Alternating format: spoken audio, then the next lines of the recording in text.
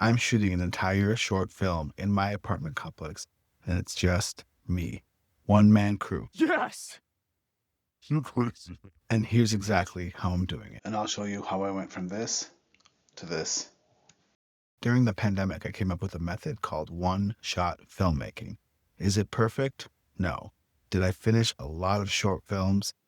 Bet your ass I did. By the way, my name is Mukesh. I've worked in an Apple MGM writer's room at Universal Pictures, and I've made tons of short films. Some have qualified for Oscar qualifying festivals. And if there's one thing I've learned, it's that making something can make a huge difference, both for you and in the industry. And it's a good thing because I'm seriously a story addict. You could tell me Hollywood was dead, and I would still try to make a movie.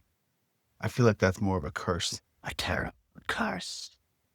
The one-shot filmmaking method is a little bit different than traditional filmmaking. In traditional filmmaking, you get a bunch of people together, a gaffer, set designer, DP, highly specialized people in one place, and all of them together in a very quick amount of time, shoot everything. So you cram everything in there and you either block shoot it, you shoot it linearly, you flip the room, whatever the case is, you shoot it and you get it done in a very, very intense, concentrated amount of time. It takes a lot of effort.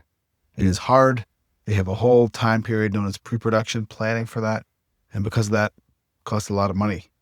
Now, what I did during the pandemic is a little bit different, called the one-shot method. Now, with this, I had me, myself, the location, and the gear. And in this situation, I would take 30 minutes, sometimes an hour, the very most 2 hours, and I would shoot something, and then I would lay it into the edit. And I would do that every day. I would shoot, and then I would lay it into the edit. Shoot, and lay it into the edit. And over time, you would start to create a timeline of a film. Now, sometimes the timeline changed, but I was always editing towards a story and film I had in my mind. And that was one-shot filmmaking.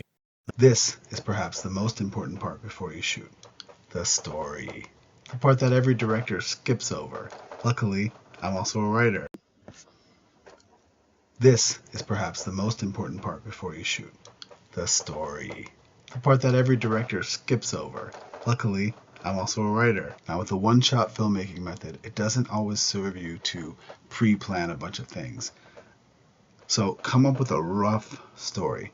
And when I say rough story, I mean beginning, middle, end, and write in sequences. Short stories or any story should be told in sequences to rivet and capture the audience's attention. Every part and scene of the sequence should have 3 things.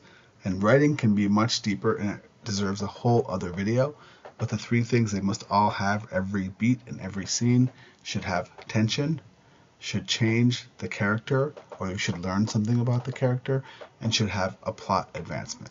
And sequences can run next to each other, but there's a clear beginning, middle, and end. And then there's a beginning, middle, and end of every scene, and ideally even a beginning, middle, and end of every beat. All right. Now, part 3, planning the shoot. Now you can see from this very crude diagram, I took a little bit of time and planned each camera shot.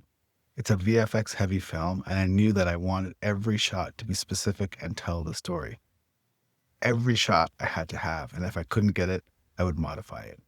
I had access to the location, so I was able to scout every single shot with my camera and with the lens. Come on, I'll show you how I did it.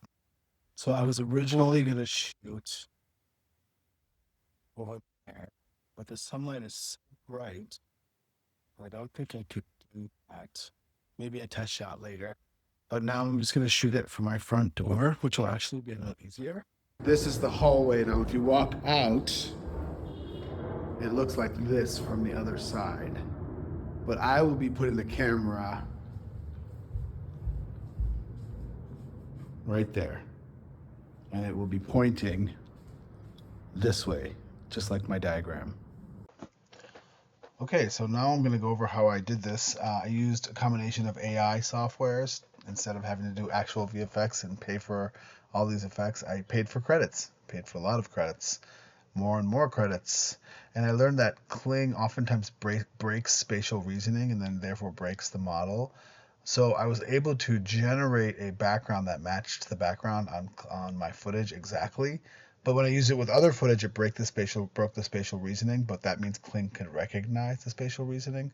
So then I made it with our footage, and here's the prompt I used. Now, if you'll notice, I used the video transformation mode. It's very important to use that. It transforms the actual background. And you'll see I typed the description first. And that is the image I used, which is a reference image that was a plate that I got from a different software. I'll show you how I got that. It's very important that you use that plate because Kling takes exactly that. And then I made sure I locked the geometry on the shot itself, so nothing changed, no added rooms. And for the man, it was important that everything stayed photographically real. I didn't want any AI generated faces, so I used the elements feature in Kling, which takes actual images, and then the negative prompt to avoid certain things that I didn't want to get stuck in there. Now, for the second part of this, you have to go to Runway. And in Runway, you'll see I already have generated this background. And Runway is actually really great at recognizing backgrounds and recreating the spatial geometry. So here you'll see I created the spatial geometry of my original shot by using this prompt. And this prompt is similar. It says lock in the identical geometry, the spatial reasoning. And I used this as my reference image for the type of image I want in terms of look, feel, design, lighting, which is sort of a futuristic Star Wars looking spaceship that took me a while to come up with.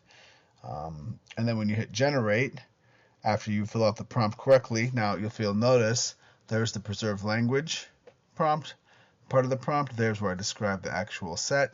Now it should match because it has multi-shots then and getting it right. And then you'll notice. And notice now, though, Kling does not do great at preserving the person. That is somebody else. Totally different clothing and everything. But that's okay. The combination, once you run that background and you take that background into Magnific, you can then put that background into Kling and then generate a high quality output. And that's how I made these shots and finally landed on the beige style I went with.